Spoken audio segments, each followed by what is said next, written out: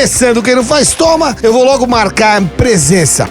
E temos um convidado hoje. Temos. O assunto Convidado. hoje. Assunto importante demais, né? A gente tá recebendo o doutor Leonardo Borges, ele é urologista.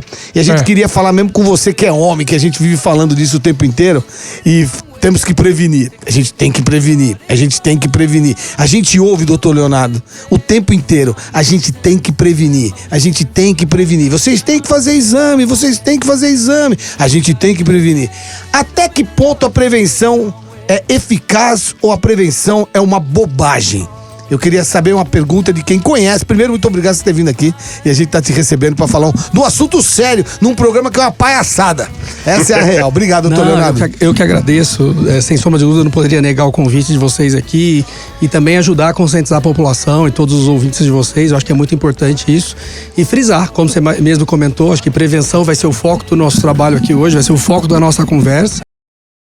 É importante a gente falar que toda doença ser diagnosticada precocemente, a gente está falando de cura com índice maior, a gente está falando de menor índice de sequela, de um tratamento. Sequela. Vamos falar disso então. Vocês podem jogar as perguntas que eu tô aqui pra isso. Então é muito importante. É muito importante. A prevenção é mais importante. Sem dúvida nenhuma. Eu acho que tudo em medicina, mas também em urologia, né? Falar de prevenção nas mais diversas áreas, né? Nos mais diversos tipos de cânceres, de prevenção de cálculo, prevenção de infecções, aí a gente pode falar aqui de DST, de câncer de próstata, de cálculo renal, de uma série de coisas. Então, acho que prevenção vai ser o foco principal. Uma pergunta besta de gente tonta. Só homem tem próstata? Só homem tem próstata. Mulher não tem? Mulher não tem e não tem equivalente pra próstata na população feminina. Não tem. É tipo um órgão masculino, então. É um órgão masculino, ele envolve a uretra, né? A próstata logo abaixo da bexiga, envolve a uretra e produz boa parte do sêmen. Então, o homem dali sai geleinha? Dali sai. Principalmente da próstata. O testículo próstata. produz espermatozoide, mas em volume, o espermatozoide ele é menos de 5% do volume do sêmen. Grande parte do que é ejaculado é produzido na próstata. Só 5% é que engravida a mulher? Exato, mas é tudo misturado num líquido único, tudo né? misturado, né? Rapaz, você sabia não? Esse aquele monte de... Então só 5% é o que funciona? 5% que funciona. O doutor Leonardo Borges, que está com a gente, ele é urologista, ele tem a formação em medicina pela Faculdade de Medicina da USP, conclusão em 2004, tem residência médica em urologia, conclusão em 2009, doutor em urologia pela Faculdade de Medicina da USP, proctor de cirurgia robótica. Eu queria falar sobre isso que eu acho interessantíssimo. Hospital Israelita, o Albert Einstein, coordenador da pós-graduação de cirurgia robótica em urologia, Hospital Israelita também, o Albert Einstein. Eu vou falar uma coisa pra você. Normalmente, doutor Leonardo, eu ouço, que eu já sou um cara mais velho, já fiz esse exame pelo menos umas 10 vezes. Com quem? Com quem? Fala! Com o doutor Marmo! Ele é apaixonado pelo doutor Marmo! Doutor Marmo, tô com saudades! A cada 15 dias ele quer ir lá. Doutor Marmo, que cuida de mim já faz um bom tempo, desde os 40 anos que eu passo lá com ele, então eu vou tentando me cuidar na medida do possível. Normalmente, eu tô falando isso porque é de hábito de ouvir as pessoas falarem, mulher morre muito dos seios, do câncer de mama. Câncer de mama. Homem morre muito mais de próstata. Sim. Isso é um fato?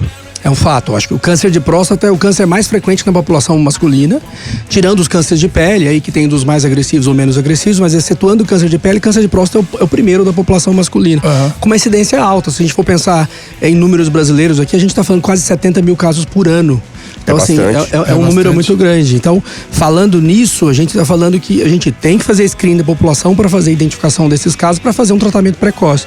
Para fazer uma diferença aqui, a gente consegue ver nos países que fazem o screening, que tem um país que a gente chama de país desenvolvido, a chance de se morrer por câncer de próstata quando você tem um diagnóstico é de 1 para cada 10 casos. Mentira! Num país como o nosso, ou um país em desenvolvimento, que não se tem aí uma abrangência de um screening ou de uma detecção precoce, essa chance pode subir até 3, 4 casos para cada 10. Para cada 10. Ou seja, mostrando que se você fizer um diagnóstico precoce... 30%. Pô, então dá 30, 40% de morte, cara. Essa é a diferença, o preço que a gente paga, ou por preconceito, ou por resistência, ou por ir no médico, ou por não ter acesso, não ter conhecimento. Que loucura isso, né? E a mulher? A mulher com câncer da mama também é o mais pesado, né? É o mais frequente na população Mais feminina. do que o ovário, aquelas coisas, útero, aquela coisa toda? Aí são focos diferentes, né? Mas assim, o câncer de mama é o câncer mais prevalente e o que mais deve ser focado em termos de prevenção também. Por falar em prevenção, vou mudar só um pouco de assunto, depois a gente Lógico, volta nisso. Você falou também de prevenção para cálculo renal. Eu não sabia que existia prevenção para isso. Eu achei que era sorte e azar só na vida. Eu também. O Ricardinho teve azar, eu também já tive, mas o azar do Ricardinho é azar de corintiano. É grande, rapaz! O azar dele não Por enquanto eu tô passava. com sorte. Mas, Tatuá, Ricardinho, aí uma pergunta muito importante, é uma paixão que eu tenho também de falar em prevenção de cálculo renal. Por quê? Porque a gente só está acostumado a apagar incêndio, né? O paciente tem uma crise, uma cólica, Já tem vai. medo, né? Na hora que fala em cólica renal, ele já pula, tem aquela coisa. Mas, na verdade, dá pra você saber antes, dá pra você prevenir. Então, Como faz? Então, vamos lá. Dá pra você saber se o paciente tem cálculo ou não, e aí ele decidir se ele quer tratar o cálculo enquanto ele tá no rim. Porque o termo cólica renal, ou crise de cólica renal, nada mais é, na verdade, do que um cálculo que já saiu do rim, ele já foi. Já foi. Ele tá descendo pelo ureter. Então, a cólica renal, na verdade, é uma cólica ureteral, é quando o cálculo tá descendo. A pedrinha já tá descendo. Mas a pedra que desceu, ela tava lá mês lá. passado, Sim. ano passado, enfim. Então, assim, prevenção de cólica é saber se tem pedra ou não e decidir se vai tratar antes de ter a dor. Isso é uma coisa. Entendi. Agora, a prevenção do cálculo nada mais é do que beber mais água.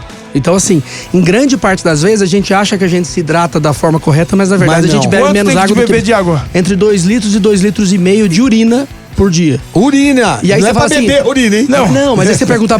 Pode entender errado aqui. Eu não entendi, então. Mas é melhor explicar direitinho. Vamos Como é que eu já ia beber peraí. xixi? Não vai me estimular isso aqui, não faz parte.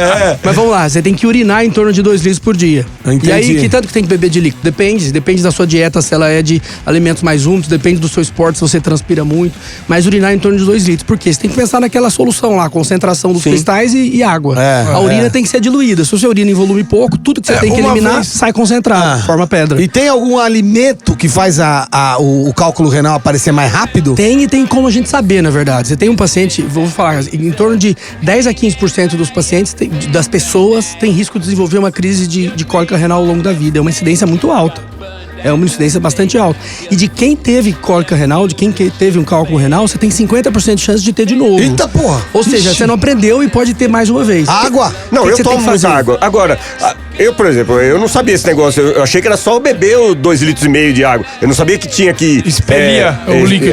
Urinar 2 litros. E saber a E é quantidade. difícil a gente medir. Como é que você vai medir? Uma Você vai lá na mijadinha privada, uma mijadinha como é pela quanto? cor Mas da tem urina. cor da urina é uma Se ela é tiver bem clarinha... prático. Acho que pra quem tá ouvindo a gente tem que olhar a cor da urina de quem tem pedra nos rins tem que ser sempre clarinha. Tá. Se ela tá escura, amarela, concentrada ou amarronzada, Tem alguma coisa errada. Sinal de que tá concentrada. Você tem que beber mais água pra Sim. diluir a urina. Entendi. Mas tem exame pra isso. Você perguntou, Ricardinho? Ah, tem, tá. tem exame que você faz, a gente chama de urina de 24 horas. Você pede a urina de um dia todo de um paciente e aí eu vou avaliar uma série de cristais, cálcio, oxalato, citrato, ácido úrico, coisa que os urologistas fazem. Entendi. Aí eu vou olhar e vou ver assim, ó, tá errada a concentração disso. Você não pode comer tal coisa, você tem que tomar tal remédio, Entendi. você tem que evitar fazer tal coisa. E aí você previne o cálculo. É. Isso é muito importante. Se a gente fala pouco disso, só fala do tratamento. A Da última prevenção. pergunta desse assunto. E você vai Não, fazer a gente vai depois. fazer um monte Pera aí, você vai ainda. fazer um monte. Que a última pergunta pra você, que é bobão.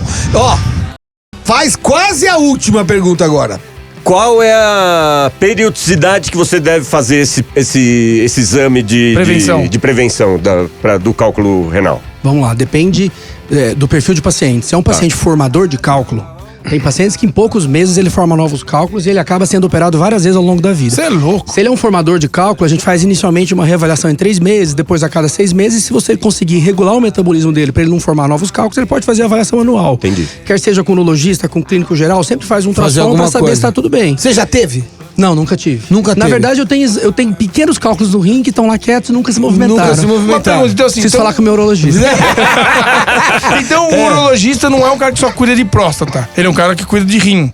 Ele é um médico que cuida do Do aparelho que o urologista cuida? Qual é genital as masculino. partes? Aparelho genital masculino, então a gente tá falando aqui de pênis, testículo e do aparelho urinário masculino e feminino. Do rim, Então as mulheres ureter, podem ir no bexiga. urologista também. Muitas. É. Quem trata de cálculo renal e infecção urinária em mulher é o urologista. É porque a Urologista. ignorância da Tumores gente de é- bexiga, de rim em mulher é urologista. A gente ouve falar de urologista e a gente acha que o cara só cuida da manjuba e da Das rabiola. bolinhas dentro da rabiola. Então não, cuida do rim. É porque, na verdade, é o médico que o homem escolheu pra ser seu, vamos dizer assim. Ele cria confiança, o urologista vira o médico que dá referência pra outras especialidades. Exato. Ele vira o médico referência. Assim como o ginecologista é da mulher. Mas a gente atende o público feminino pra Mas diversas existe doenças. urologista mulher, por exemplo. Existem, a gente tá começando a ver hoje. Se tinha muito menos no passado, até por preconceito, os homens talvez não quisessem ir numa urologista mulher, mas a gente tá vendo que isso tá sendo quebrado. E a gente... Tecnicamente o dedo é mais fino, né? Cada um que escolhe a sua preferência. Preocupado com a grossura do dedo? Não, depois eu vou contar. Não é a saúde. Depois eu vou contar minha passagem. É que é uma passagem, né? Eu perguntei se você tinha tido o cálculo, porque dizem, e como eu já tive e eu sei o que é uma das maiores dores que alguém pode sentir. Exato. Falam que é a dor do parto e tal. Mas você nunca sentiu. Como é que você vai saber se é verdade? Mas aí a gente tem que. Aí é uma coisa que vem em medicina que a gente tem que ter empatia. O paciente que passa na sua frente, você tem que sentir a dor dele e tentar ajudar o máximo possível para resolver aquele sofrimento dele. É verdade. Então, assim, eu nunca tive, espero não ter, mas não por isso eu não vou poder ajudar alguém ali naquela hora. Mas realmente é uma dor, assim. Vou dar um exemplo, por exemplo. A gente tá no consultório, chega um paciente com cálculo renal, tem que parar o que tá fazendo e ir lá atender esse paciente. Na hora. Independente do que eu estiver fazendo. A dor. O Ricardinho sofreu demais. Quando eu tive minha crise, né? Que foi, eu nunca tinha tido nada. Daí um dia eu tive que ir correndo pro hospital mesmo, porque eu não aguentava.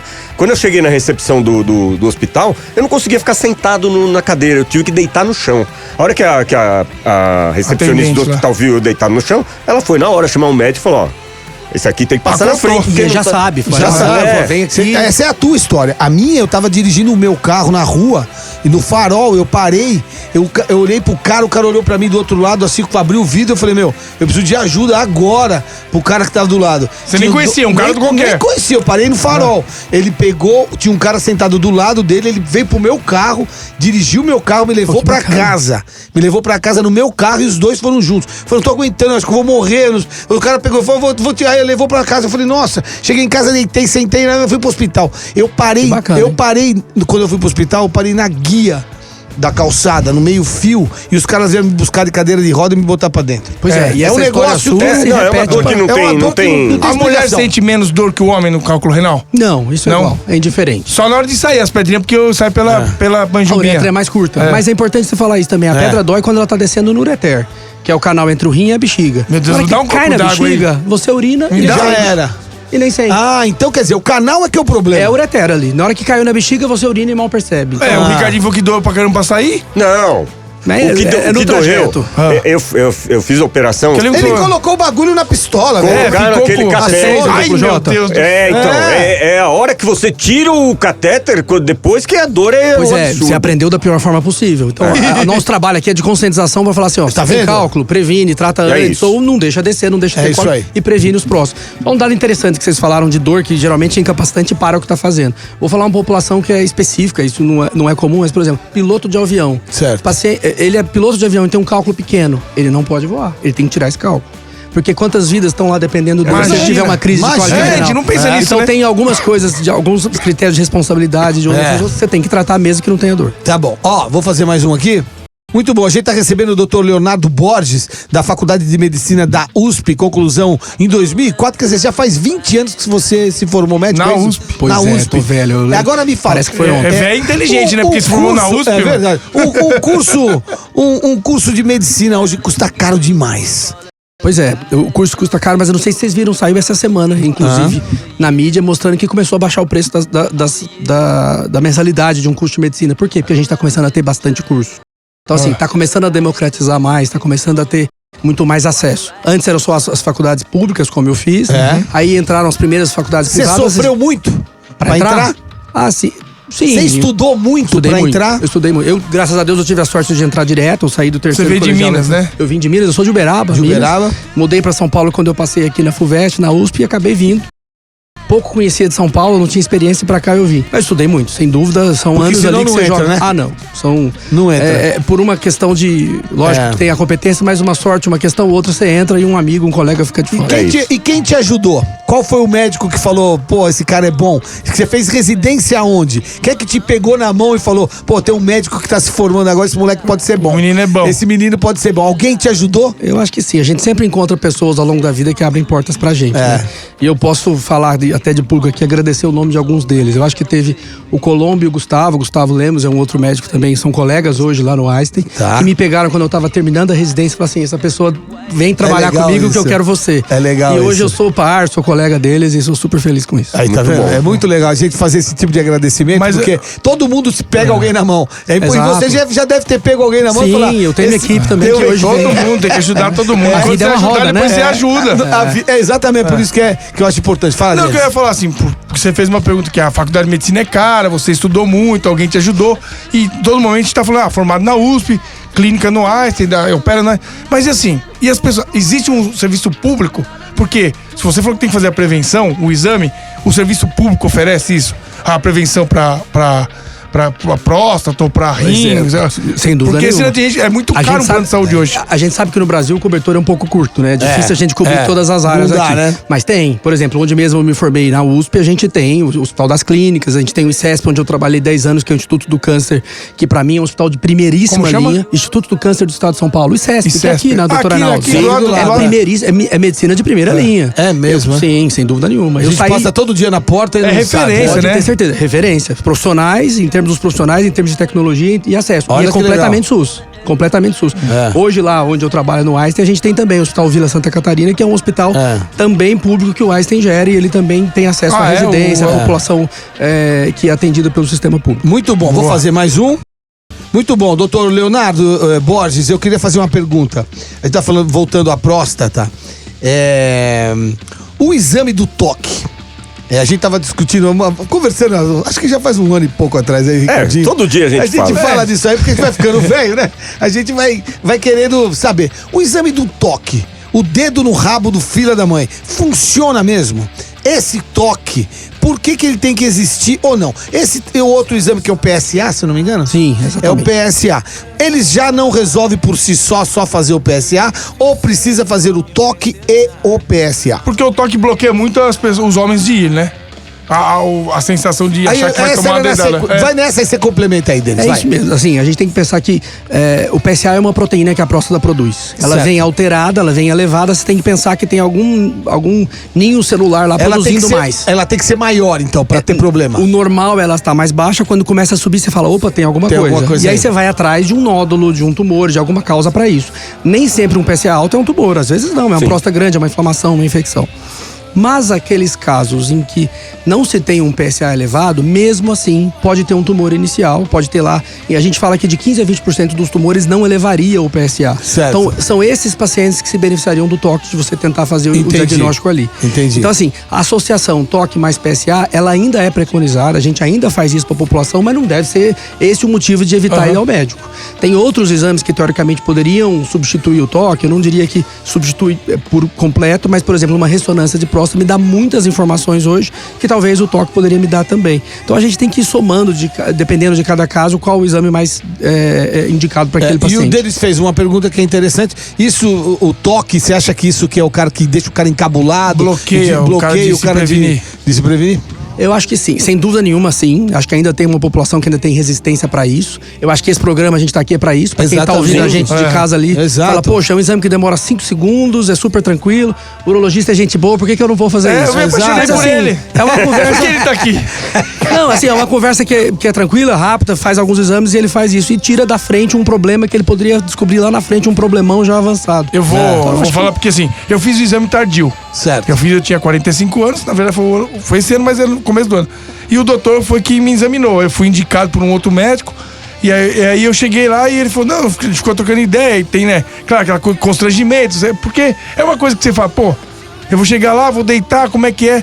Cara, mas é muito além de ser muito rápido. Fala. Não pode falar assim. Não. Fale por você. Fale por você. Vou falar com o Marbo. Não. Doutor Marbo, eu te amo! Não, é muito rápido, é assim, é um negócio que você, realmente, se você trocar ideia com o médico, ele te deixa confortável e não dói, é rápido e é muito importante. De verdade. Eu me surpreendi, porque fica essa sacanagem de, vai tomar uma dedada, é uma tudo. brincadeira, né? Mas, pô, é muito rápido e indolor. Se a gente conversa entre a gente aqui, que é uma coisa tranquila, comum, é mais fácil as pessoas cada vez mais serem conscientizadas e ir no médico. A mulher é diferente. Desde pequena, na primeira menstruação, a mãe ensina a filha que ela tem que ir no ginecologista, fazer exame anual. O homem não, ninguém mexe, ninguém toca. Então, a gente tem que ir quebrando isso aos poucos. É isso. É aquilo maluquice isso, né? Mas então é uma fica, outra pergunta besta. Vai fazer já. Então fica a dica pra você que é homem, né? A gente tá tentando conscientizar de verdade, porque tem que fazer, né, Denis? Tem que fazer. Senão fica... Aí, você ia falar o quê? Não, é pergunta besta mesmo. Hoje você tem um aumento da população dos homens, né, gays. Isso, assim, fez com que as pessoas fossem mais no... Porque a parte sexual dele, que ele é ativa, acaba sendo ânus. E ele vai mais no médico. Hoje tem mais gente no médico porque a homossexualidade tá mais liberada. E o cara fala, tá tudo certo. Eu acho que não por orientação sexual, mas na verdade, essa população, para esse motivo, ele acaba procurando muito mais o coloproctologista para avaliar doenças orificiais ou alguma coisa regional. Em relação à próstata em si, eu acho que é indiferente. Eles vêm da mesma forma, passam em consulta, tem muito menos preconceito, acho que são muito... Então, menos preconceito. Como é que é dar a notícia pro cara? Você tá com câncer de próstata. Você fez os exames? Não, faz 5, 6 anos que eu não faço. O último que eu fiz faz tempo. Pô, você tem que fazer periodicamente. Como é que é dar essa notícia pra família, pro cara? Como é que o médico se sente? Como ser humano, claro. Né? É lógico, a gente, como eu disse aqui mais cedo, a gente tem que ter empatia pela dor e sofrimento do outro. Tentar se colocar no lugar do outro e talvez falar de uma forma que se faça sentir confortável e amparado. Ele não pode estar diante de uma rampa onde ele vai pular no meio do mar e sem saber de nada. O que eu costumo é entender a pessoa. Existem pessoas que são práticas, que querem o diagnóstico, o que a gente vai fazer de tratamento, que caminho eu vou e acabou, vira a página. E tem aquela pessoa que vai ter um tempo para se ressentir disso, para remoer essa informação. Tá. A gente tem que tentar falar da forma mais amena possível, mas sempre realista, sempre verdadeiro, para até dar força para a pessoa. Eu costumo dizer o seguinte: você tá agora no meio de um furacão. Você acabou de saber uma informação, que você tá sem chão, tudo isso. O que eu tô aqui para te falar tem a próxima página, tem um próximo caminho, você tem tratamento, você tem cura, tem coisas pra serem feitas, porque senão ele vai ficar somente dando volta em círculos com o diagnóstico, e a gente tem que ser prático e andar pra frente. O índice é alto de cura? O índice é alto. Se a gente faz diagnóstico precoce aqui, passa de 90%. Olha que beleza. Por isso que a gente tem que ir no médico. É isso aí. Por isso que tem que ter a prevenção. É isso aí. Você sabe que eu tenho um cunhado, o Júlio, e ele tá com câncer de próstata. Hoje, né? Agora, ele tá fazendo. Ele fez, acho que foram 34 sessões de radioterapia. Eu ia te fazer exatamente a pergunta, se ele tá bem melhor, parece que já desapareceu. Então ele tá feliz da vida lá em casa, lá com a minha irmã, né? Que tá cuidando do Anthony e tal, né?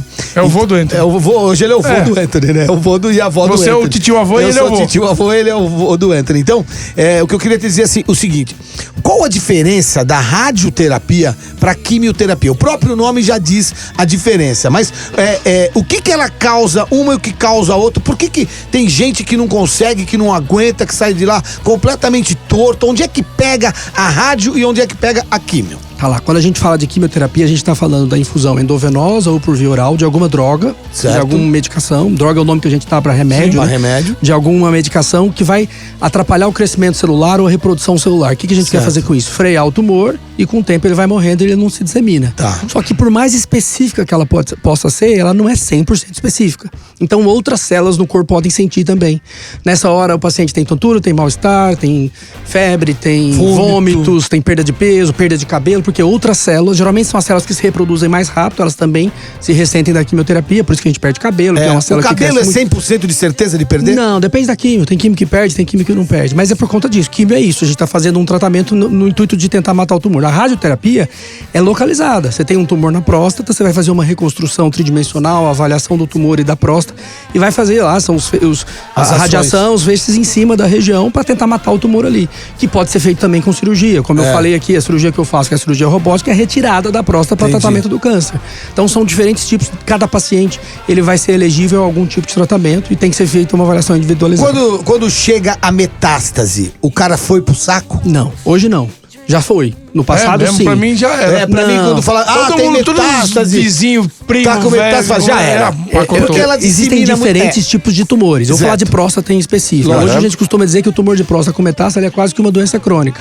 Você vai fazer o tratamento A, você passa pro B, pro C. Assim que a doença eventualmente recai, você faz um tratamento, aí zera. Aí ele pode voltar de novo, você faz o outro. ele ganha tempo, ele ganhou anos de vida. Ele vira como se fosse um paciente que tem diabetes e vai ganhar muitos anos de vida. Isso é importante, é legal a pessoa saber, porque senão ela acha que vai ser um diagnóstico de morte e não é. E não é. A gente tá recebendo o doutor Leonardo Borges. Tem que fazer o intervalo agora ou não? Intervalo? Ainda não. Mas um minuto tá bom. Doutor Leonardo Borges, da Faculdade de Medicina da USP, urologista, dando uma aula para nós. E ele é cirurgião de robótica. Isso que é curioso. Eu vou falar depois do intervalo. Eu quero falar sobre esse negócio da história da robótica. Eu tinha só uma pergunta rápida pra fazer. Em cima do câncer, agora do pênis. Realmente a falta de higiene causa o câncer, e o Brasil é um dos maiores países que mais amputa pênis por causa da falta de higiene? Essa pergunta ele vai responder depois do intervalo. Essa pergunta é interessantíssima. O Denis perguntou o seguinte: pau sujo, tá tudo zoado? Tem que limpar. Que grosso que não você foi diferente, eu só queria falar que a gente faz o intervalo, a gente volta com Quem Não Faz Toma, com o doutor Leonardo Borges, um programa diferente. E pra você que fica aí. Boa, a gente tá recebendo o doutor Leonardo Borges, da Faculdade de Medicina da USP. Um dos caras... Pô, eu liguei pro doutor Mário pra saber de você nesse intervalo. Ele falou que você é bom, hein? Pronto. Não, fica com o seu, não mexe nos meus. Não vou mexer no seu, não. Cuida do seu. Cada um com seus dedinhos. Cada um com seus dedinhos. Não é não. Doutor Mário falou, doutor Leonardo Borges é bom, hein, Tatola? Ele é bom. Então, se ele é bom... O Denis fez uma pergunta antes da gente ir pro intervalo. Repete, por favor, Denis. Falta de higiene causa câncer, e o Brasil é um dos líderes em amputação de manjuba por causa de sujeira. É assim, não só o Brasil, mas os países em desenvolvimento, se a gente for falar aí, um termo antigo, países de terceiro mundo, estão mais relacionados a câncer de pênis. E por quê? Geralmente por conta de inflamação crônica, e aí entra a higiene. A inflamação crônica, ela pode ser decorrente da má higiene, por sucessivas doenças sexualmente transmissíveis, por fimose, aquele paciente que tem aquele fechamento da pele que não consegue expor a glande para fazer a higiene interna. E lá dentro vai criando um microambiente de inflamação, infecção recorrente, e aí tem o crescimento celular. HPV é um vírus relacionado a câncer de pênis. Daí a importância de se fazer vacinação da molecada, das meninas, dos meninos, para não ter câncer de colo uterino na mulher adulta, para não ter câncer de pênis no homem adulto. Então é muito importante a gente começar desde o início. Antes da vida sexual. Antes de 15 anos, ou seja, antes da vida sexual, ele tem que ter sido exposto à vacina de HPV. Os meninos e as meninas. E tem na rede pública.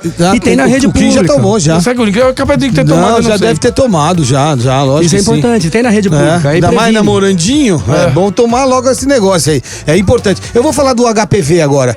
Qual a diferença do HPV no homem e na mulher? O que causa na mulher o HPV e da onde que pega o HPV? Por que pega HPV? O homem que transmite, a mulher, ela pega do homem ou ela mesmo pode, sei lá, desenvolver? Como é que funciona? O HPV é um vírus. Que ele se pega por contato onde se tem uma pele doente. Certo. Então, se há uma verruga cutânea na pele ou na região genital, você tem contato com outro local, você pode se contaminar. Certo. Vai depender da sua imunidade. Você pode ter tido contato, ter uma boa imunidade, conseguiu curar ali e não desenvolver lesão. Certo. Mas a lesão ela é transmitida quando tem uma verruga, quando tem uma lesão ativa. O tipo principal de lesão do HPV... O que você chama de verruga? Uma verruga mesmo? É a crista de galo que chamava antes? Exatamente. Isso é o HPV. Cuidado com a crista de galo. É isso que é o HPV. Agora tem uma questão interessante. Não dá pra gente precisar quanto tempo você pegou o HPV. Então isso tem muito problema conjugal, coisa de marido e mulher, às vezes vem na consulta, porque ele pode ter pegado lá na juventude, ficou bem de imunidade, agora tá estressado, algum problema, voltou. Porque você não cura. Entendi. Às vezes desaparece HPV a lesão. Não cura? Não, ele desaparece. É tipo uma herpes. Tipo herpes, mas é da mesma família. É da mesma família. É um vírus da mesma família de herpes, ou seja, você tem momentos de queda de imunidade, o HPV pode surgir, e aí a gente tem que investigar, por exemplo, no paciente que está tendo HPV muito recorrente, se ele está com alguma queda de imunidade, a gente vai pesquisar HIV, outras coisas. Mas geralmente ele cura e ele fica lá silente, ele fica lá adormecido, que pode voltar em alguma fase no futuro. Mas o contato, ele é quando você tem relação desprotegida. Aí a camisinha tem que entrar. Então você tá falando de preservativo é pra evitar uma infecção como essa. Na mulher, qual que é o tipo mais comum de câncer que pode ter? Câncer de colo do útero, que tão conhecido é. Pelo HPV? É pelo HPV. Ele começa com uma infecção lá no colo do útero, pequena, às vezes tem que fazer uma cauterização. Se não tratada, ela evolui. É mais difícil pra mulher. Por quê? A mulher não consegue ver lá dentro. É isso que eu ia falar, porque o homem é exposto, né? O homem é exposto. Então, a mulher é interna. Geralmente, a infecção seria a mesma, só que o homem, ele vê, tem uma verruguinha, ele vai no urologista, cauteriza, tira uma verruga. A mulher tem que ir olhar lá dentro, ver como tá.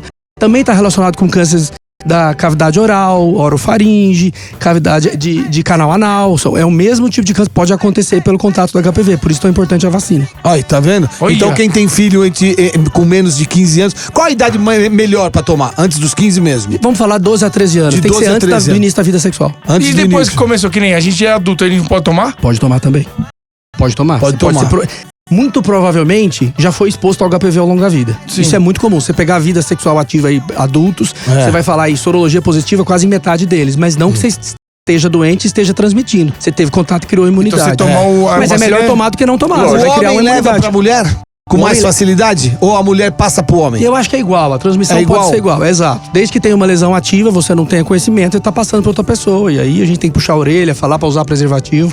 O homem, quando descobre, eu falo, avisa suas parceiras, você tem que falar com elas. A mulher é a mesma coisa, A ver mesma com quem coisa. você teve relação. E aí tem que sempre fazer esse screening. Olha que Tem doideira um monte isso. de coisa pra perguntar, né? Nossa, Adolescente meu. fica aqui. Não tem fim, né? Você não vê tem que fim. A coisa não tem fim, né? É muito louco, né? É, porque você isso. vai... E chega a pegar câncer, chega a morrer mesmo nessa história, chega a pegar o câncer efetivamente como o câncer é? É mais comum o câncer de colo de útero. Colo de Infelizmente, ainda útero. tem uma prevalência Do que muito no maior. homem. Que não é minha área, eu não vou falar Entendi. dados estatísticos, É. mas em mulher isso é muito mais comum. É. E aí, até mutilante, porque tem que fazer esterectomia, às vezes tirar o útero, aí isso tem uma repercussão maior. O homem, por ver a lesão e tratar, é menos incidente. Ou seja, a gente Entendi. tem lá por volta de 2.000 casos de câncer de pênis no Brasil, ano. Desses, por volta de 600 a 700, tem que fazer amputação. Meu Olha como é que é um número. Na hora que você Louco. faz um E aí, diagnóstico, é um terço de chance. Arranca mesmo. Como é que faz xixi? Fica um buraquinho? Você deixa, Tipo uma você vai deixar às chaleirinha vezes assim? um coto peniano, e às vezes não amputa por completo, você tem uma margem que tem que deixar na hora da ressecção. Certo. Você não precisa tirar tudo dependendo da extensão da doença. E aí a mesma coisa de falar de prevenção, diagnóstico precoce. Aí. Quanto menor, menos você tira. Quanto maior e mais invasivo, mais você tem que tirar em termos de comprimento de haste peniana. Então, Entendi. Nossa, eu ia pra outro lugar, eu ia perguntar do negócio da operação de trans, que aí já é a mesma coisa, você tira o pênis também, né? Mas é outra conversa, a gente faz outro é dia. outra, é outro tipo É, de Não, porque eu Conversa pensei em outra, louco. desculpa. Eu É. pensei em outra coisa, porque É. que corta. Imagina. Nossa. Doideira isso aí, né? Nossa, Muito louco. vamos Deixa eu lá. fazer mais um aqui. A gente tá recebendo o Dr. Leonardo Borges, ele é urologista, desde 2004 pela USP. Que loucura isso, né? Eu fico pensando no que você vai falando, eu vou ficando doido, Aí né? fica pensando do negócio É. do anal pro É. vaginal também, que pode, né? O ânus é mais doideira. sujo e vai... Eu vou entrar numa outra aqui, que aí é uma curiosidade mesmo. É cirurgia robótica. Quando Vamos você se formou, não existia cirurgia robótica, ou já existia? aqui no Brasil tava começando. Tava começando. Exato. Como é que faz o curso pra mexer naquela bagaça que você não pode tremer, né? Como é que você faz com a bebida alcoólica antes de fazer essa cirurgia?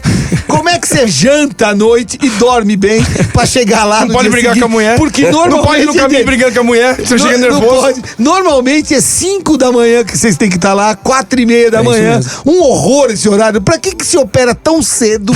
É uma pergunta, é verdade que eu tô fazendo uma pergunta ridícula dessa. Por que se opera tão cedo? Não se opera às 10:30 da manhã que eu posso dormir tranquilo, acordar mais calmo, ir lá, beleza e papapá. Por que se opera É, tão vagabundo cedo? até pega o médico, né? E como é que você fez pra se especializar em robótica? Porque aí já é outra. Você vai ter que ser mecânico, sei lá, funileiro, que você vai acertar um negocinho ali. Trabalha na NASA, vai pô. trabalhar na NASA, sei lá. Como é que você chegou nesse negócio? E por que se opera tão cedo, porra? Por que não opera às 10? Pra gente acordar um pouco melhor, não ficar tão. Na verdade, assim, em termos de cirurgia, cirurgião tem isso, né? Um pouco de É. começar cedo, trabalhar, acordar. Mas, É. na verdade, a gente trabalha o dia todo. Você tem que entender que a gente faz cirurgias, o cirurgião precisa otimizar o tempo dele. Ele precisa priorizar o tempo nobre, que é o tempo para receber o cliente, o paciente no consultório. Você vai querer passar em consulta às 10, eu já tenho que ter operado. Ah, entendi. Então eu operei das 7 às 10 e tô lá sentado te esperando. Tá vendo? Entendi. Então você vai ter que ir cedo Na pra consulta, por 5 exemplo- horas da manhã, quer? Exato. Puta merda, Há quem mano. faça também, mas assim, eu tudo bem, faço mano. cirurgias de manhã cedo, geralmente na hora do almoço e no fim do dia. Entendi. E nesse intervalo, manhã, Você horário atende. comercial, eu faço consultório. Entendi. Então assim, mas é isso. Que E hora hoje- você dorme?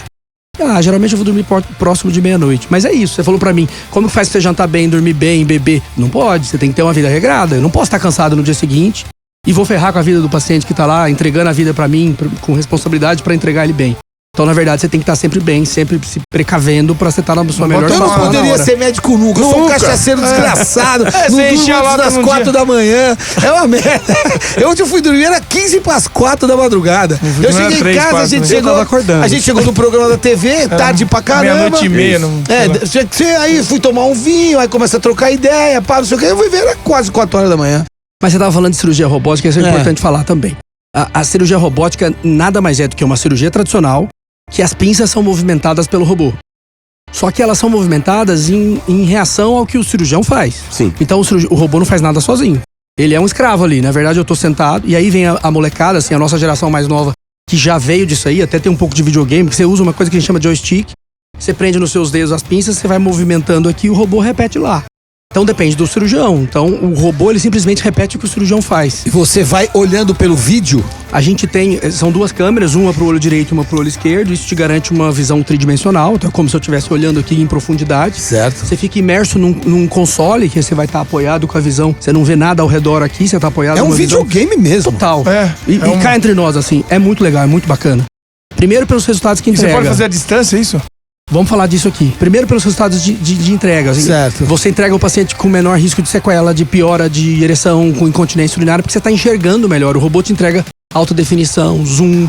Então você tem uma capacidade Microcramo. Você tem zoom, você aumenta lá, você consegue mas chegar lá é dentro. muito pequeno, Mano do né? céu. Pra Exato. enfiar dentro do cara. Mas aí é uma outra coisa. O robô, ele faz, por exemplo, eu, Leonardo, operar melhor, porque ele filtra meu tremor. Se eu faço um movimento brusco, o robô filtra. Ele Mentira. corrige. Se eu tremo, ele filtra. Então, tem Olha tecnologia que imbuída. demais. Esses dias, eu não sei, você deve ter visto esse vídeo, tava rodando esses dias, eu até ia mandar, acho que pro Weber, não sei se eu mandei. Eu vi uma operação robótica, os caras mexendo, cortando um grão de milho. Um Exato. grão de milho. O robô, eu vi também. O Tem robô esse nível corta de o destreza milho de detalhe, e, exato. e o robô dá ponto, dá tipo 3, 4 pontos num grão de milho. Mas você tem que saber que era um humano fazendo aquilo. Não, eu sei. O robô repete. O robô Não, repete. entendi, O mas humano a tava ali. precisão, mas a precisão daquilo, um Exato. grão de milho é pequeno. Ele faz um corte e dá tipo 3 Mas pontos. porque ele tem um zoom, uma alta definição e alguém treinado. É. Aliás, falando um pouco de treinamento, hoje vocês viram aí, eu coordeno uma das pós-graduações de robótica lá no exato, Einstein. tá aí. A gente abre a turma todo ano para urologistas recém-formados para virem rodar um ano no hospital, assistindo, acompanhando, ajudando e no final do ano Você é um operando. professor de Operando. robótica, então. Exato. Então, assim, Cara, no final do ano eles estão indo para Ele é suas coordenador cidades da de origem. pós-graduação de Não é que cirurgia professor, ele é robótica. professor do professor. E aí a gente consegue disseminar mais isso. Ou seja, tá começando a pipocar no Brasil, adentro, interior, outros robôs comprados aí afora Pô, para outras legal pessoas demais. terem acesso. Entendi. E aí você perguntou se pode operar à distância. Sabia que a robótica foi desenvolvida para isso? Lá atrás, na época de guerras, vamos pensar assim, o exército americano desenhou uma coisa para... Poxa, eu tenho pessoas altamente qualificadas lá na ponta, lá na guerra, que sofrem e não tem cirurgiões altamente qualificados lá. Certo. Eu preciso criar um meio de operar à distância para isso lá. Isso é legal. Por algum motivo isso não andou, e aí por questões Caiu o talvez... Wi-Fi por isso. talvez não Cai tinha o internet. Wi-Fi e não tem como Isso fazer. não andou, mas agora já é real. Eu tava lá, Tá. por exemplo, esse ano, a gente teve um congresso de robótica mundial em Roma, teve a primeira cirurgia feita na Europa, a gente tava lá em Roma, um cirurgião chinês operando um robô e o paciente estava lá em Beijing sendo operado. Ou seja, Doideira. com tecnologia 5G já dá pra você fazer isso. Já dá pra você operar à distância Entendi. e o paciente tá em Você outro pode local. confiar no seu Muito médico. bom. Ó, deixa eu fazer mais um agora. Boa. Doutor Leonardo, pergunta. Porque isso é importante pra caramba que eu vou te perguntar agora. Você falou uma coisa de ereção aí. Sim. Nós estamos falando de próstata. O cara que faz a cirurgia de próstata, a possibilidade dele ficar com a ereção baixa ou não ter ereção é grande, é pequena, é caso a caso? Como é que funciona? Sem dúvida é caso a caso. Mais uma vez eu vou bater na tecla de prevenção. Eu vou explicar um pouco a cirurgia para entender. Quando a gente faz a cirurgia de próstata, eu tenho que tirar a próstata, que é o importante porque tem um tumor, mas preservar as estruturas ao redor. Que no caso aqui é o feixe vasculo-nervoso, que vai dar estímulo pro pênis ter ereção. Certo. Se na hora de tirar a próstata eu corto esse feixe, não tenho estímulo. Quando eu preciso cortar, quando eu não preciso. O cirurgião que está habilitado e tem capacidade e destreza para isso, ele vai sempre preservar o feixe. A não ser que o tumor seja avançado. Se o tumor tiver crescido, ele está invadindo o feixe, eu tenho que tirar junto, senão eu vou que deixar tirar o tumor junto. para trás. Vai deixar o tumor Se pra for trás. só Então é isso que tem que ser próstata, você balanceado. salva. Exato, se é um tumor inicial, precoce, encapsulado dentro da próstata, eu vou preservar, o paciente vai ter função erétil normal. Entendi. Se deixou passar uma doença Dá pra avançada... repetir mais uma vez pra mim? Lógico. Pro cara que tá entendendo agora. Como é que é então? Quer dizer que existe um feixe do lado? Exato. Repete, por um favor. de cada lado tá passando um feixe neural, que são os Certo. nervos que passam ao lado da próstata e vão estimular o pênis para ter ereção. Certo. Eu preciso preservar esses feixes. É isso que a cirurgia robótica me entrega. O que faz Eu vou- crescer a manjuba é o sangue? É o sangue? É o bom. Mas Então pra esse entrar feixe passa sangue. Não, também, mas esse feixe passa um impulso neural que vai estimular o vaso para dilatar e entrar sangue. Rapaz, Entendi. quanta Você coisa ter pra esse dar estímulo. nessa facada, Irmão, hein? tá pensando que é radiador É de só- injeção eletrônica? É só encostar e tchum, tem um monte de coisa antes. Faça bem feito, porque demorou para chegar lá. Capricha, meu irmão. Não vai fazer do jeito que você faz, em 2 minutos resolve Ele tudo. fala assim, eu não perguntei do aumento peniano ainda. Essa é uma pergunta que eu fiz porque é interessante das pessoas saberem. E a outra que eu queria saber é o seguinte: hoje, as empresas de bet dominaram o mercado. São empresas de jogos. Sim. as empresas de estimulante sexual dominaram o mercado. Até que ponto as empresas que estimulam o sexo pro homem, principalmente... Que existe tratamento e remédio, eles oferecem tratamento e remédio. Exato. O que prejudica, o que ajuda... O que é verdade, o que é mentira. O que é verdade, o que... Também, exato. É a cabeça ou é a manjuba que dá uma vai, geral. Na verdade, quando você tem desconhecimento e muita vontade de atingir um objetivo, você vai pagar o que for necessário, você vai atrás de onde for. E às vezes você cai em alçapão, aí você cai em algumas ciladas. Tem muita coisa que oferece isso. Infelizmente tem. Tem coisa comprovada? Tem medicamentos aí, quando a gente vai falar Cialis, Viagra, esse tipo de medicamento. Não, esse não. Mas existem medicamentos que são o quê? Vasodilatadores. Nada mais são do que vasodilatadores para entrar mais sangue e a gente estimula o uso. É legal. Tem uma população pequena que não pode por algum risco, mas no geral deve ser utilizado. É para isso que o medicamento foi desenvolvido.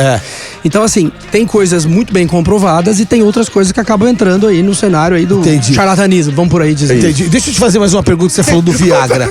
É interessante, porque é curiosidade mesmo. Dizem que o Viagra foi inventado errado. É mentira, isso é lenda? O Viagra foi pra, sei lá, pra que era, foi feito, de repente começou pro pênis começou a subir, né? Falou, pô, tá adiantando um lado, fui arrumar uma coisa... Esquece o coração e vamos foca na manjuba. A gente foi arrumar uma coisa e arrumou outra. Mas a gente usa isso em medicina às vezes, a gente usa o efeito colateral do remédio pra ser desejado naquele paciente. Certo. Por exemplo, o Viagra, quando desenvolvido, ele é um dos medicamentos utilizados para hipertensão pulmonar. É uma condição aí cardíaca que dá um aumento da pressão nos vasos do pulmão. E aí dá falta de ar, dá insuficiência cardíaca, tem outras coisas relacionadas. Viu-se que também dava vasodilatação, não só no pulmão, mas também no pênis. E aí dava ereção, fala, opa, vamos desenvolver essa droga. E aí vai estudo, mexe a molécula, mexe aqui e terminaram uma molécula que é cada vez mais específica, direcionada pro pênis.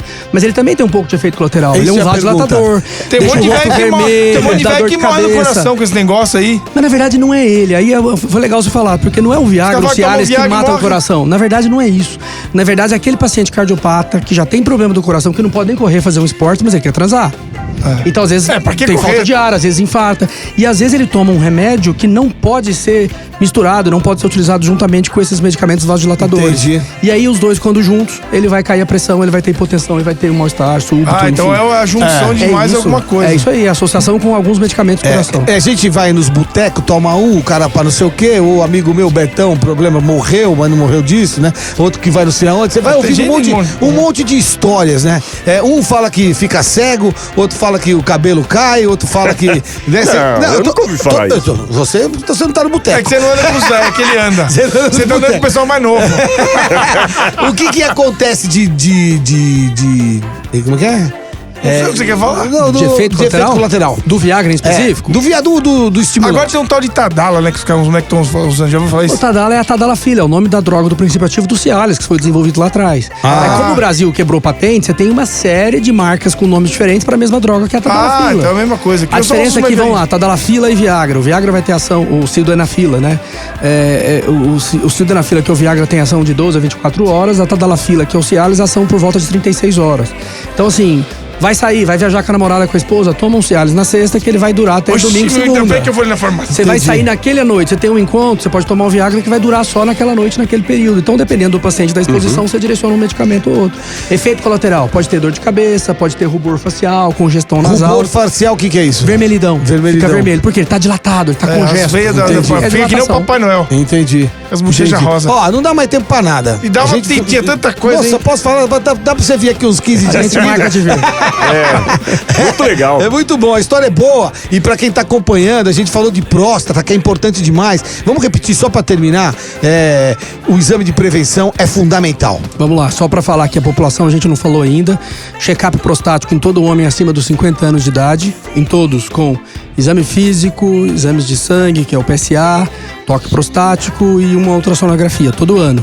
A partir dos 45, em alguns casos a partir dos 40, com fatores de risco. Fatores de risco é quem tem histórico familiar, teve irmão, pai, alguém que teve câncer de próstata, certo. Ou pacientes que são de raça negra, obesos, sedentários. Esses pacientes têm um risco maior de negro tem mais propensão a ter... Tem, 2 vezes mais. E aí É a questão curioso. genética ainda não identificada, mas a questão, ele tem maior incidência de ter mais câncer e mais agressivo. Precisa avisar o inclusive. anjo. Olha que loucura isso. Exato. Ou seja, 45 para fator de risco e 50 para a população em geral. Todo Legal. ano E tem consulta ainda a com o prevenção do cálculo renal também, que é importante. Ó, às 10 da noite a gente vai estar onde, Ricardinho? Na Band, perrengue do dia. Deixa eu só terminar aqui. Não sei se vai precisar, né? É isso. Então, perrengue do dia. Hoje, 10 da noite. A gente recebeu o doutor Leonardo Borges, urologista, deu uma Queria saber se tem aula algum pra nós. contato, alguma coisa. As É, pessoas exatamente. acabaram ouvindo e quer conhecer, quer de repente passar uma consulta ou tirar uma dúvida, alguma coisa. Se existe um Instagram, um telefone, qualquer coisa. Tem sim. Primeiro agradecer, vim aqui, é um prazer poder ajudar a informar mais a população. Instagram é Dr. Leonardo Borges, urologista, esse é o nome. legal, fácil. E o site isso também, drleonardoborges.com.br. É um Boa. prazer. Muito obrigado, Muito foi obrigado. demais o seu papo. Ó, posso falar? Não fizemos uma palhaçada, não demos Não, dinheiro. mas eu vou sair com ele agora, vou Fizemos tomar um nada, você vai Dinheiro a tomar. gente aceita. É isso aí, doutor Leonardo Borges do Quem Não Faz Toma, dando uma aula, rapaziada. professor, rapaz. Às 10 da noite a gente tá na Band daqui isso a aí, pouquinho. perrengue do dia. Exato, com o perrengue do dia. Um abraço, até. Valeu, Tchau. doutor. Tchau. Valeu.